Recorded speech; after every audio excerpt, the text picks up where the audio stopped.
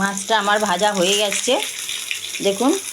এবার মাছগুলোকে আমি আস্তে আস্তে করে তুলে নেব, একটা একটা করে তুলে নেব। তারপরে দেখবেন আপনারা এইভাবে যদি করে খান ভালো লাগবে, চিলি ফিশ দারুণ মজা লাগবে। খুব বেশি ইনগ্রিডিয়েন্ট দরকার নেই। এবার আমি দিয়ে দিচ্ছি তেলের মধ্যে রসুন আর আদা বাটা দিয়ে দিচ্ছি আর কাঁচা লঙ্কা।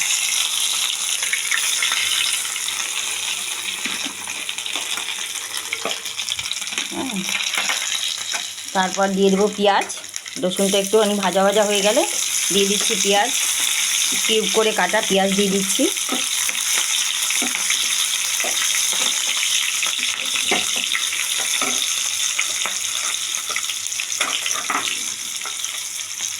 তারপর দিয়ে দিচ্ছি ক্যাপসিকাম, কাঁচা লঙ্কা আর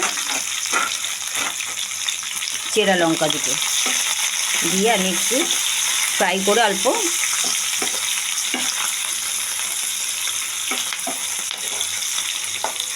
অল্প ফ্রাই করব। তারপর ওই গুলে রেখেছি ব্যাটারটা,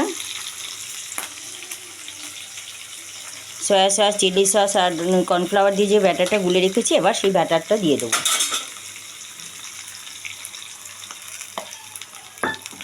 আঁচটা বাড়িয়ে দিলাম। এবার সবগুলো একটুখানি গ্রেভি মতো হবে, নাড়তে নাড়তে তারপর মাছ দেবো। ব্যাস চিলি ফিশ রেডি হয়ে যাবে।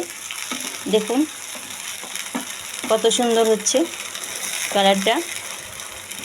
আর হচ্ছে প্রয়োজন অনুসারে নুন আর দিয়ে দেব চিনি, একটু চিনি দেবো।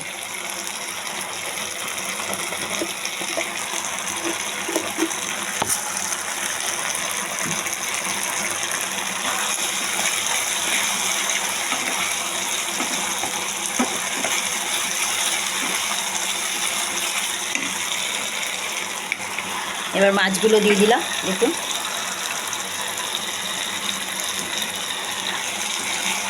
মাছগুলো দিয়ে একটু উল্টে পাল্টে অল্প আঁচ করে একটু ঢেকে দেবো 5 মিনিট। ব্যাস আমার রেডি হয়ে যাবে চিলি ফিশ।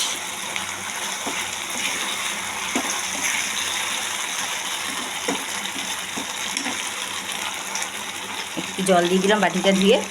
ব্যাস ঝটপট চিলি ফিশ রেডি।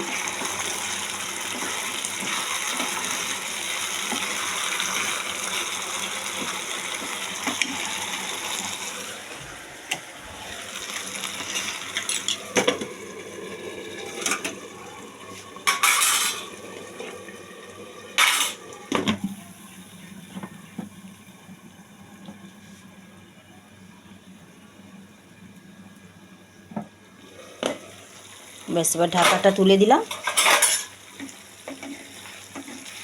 দেখুন আরেকবার মাছটাকে উল্টে পাল্টে দেবো।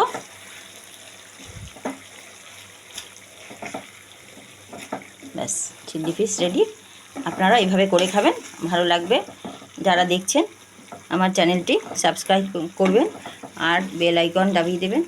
আর ধন্যবাদ তাদেরকে, থ্যাংক ইউ আমার বন্ধুদের।